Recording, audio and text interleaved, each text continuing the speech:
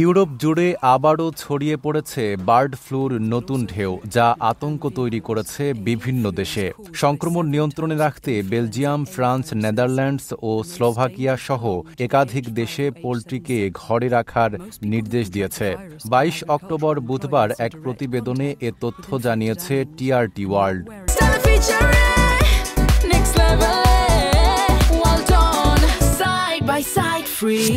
বেলজিয়ামের federal food safety agency জানিয়েছে, উত্তরাঞ্চলের ডিক্সমুইডে একটি টার্কি খামারে H5N1 ধরনের বার্ড ফ্লু ধরা পড়ার পর বৃহস্পতিবার থেকে সব পোলট্রি ঘরে রাখার নির্দেশ দেওয়া হয়। এতে ইতোমধ্যে ৩১৯টি টার্কি মারা গেছে এবং সংক্রমণ রোধে ৬৭,০০০-এরও বেশি পাখি নিধন করা হয়েছে।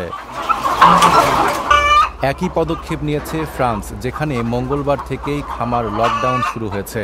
অন্যদিকে নেদারল্যান্ডসে এক খামারে ভাইরাস শনাক্তের পর ১,৬১,০০০ মুরগি নিধনের সিদ্ধান্ত নেওয়া হয়েছে।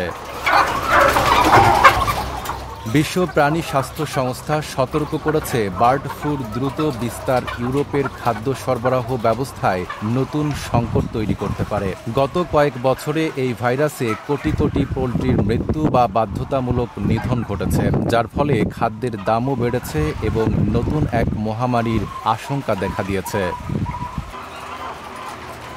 নাইম আরাবি, ঢাকা পোস্ট।